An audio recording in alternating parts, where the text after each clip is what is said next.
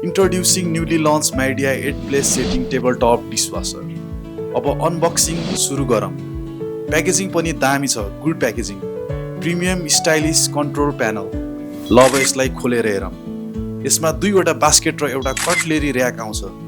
प्रडक्टसँगै warranty card, dishwasher salt funnel, manual book for guidance, dishwasher tablet र drain pipe आउँछ।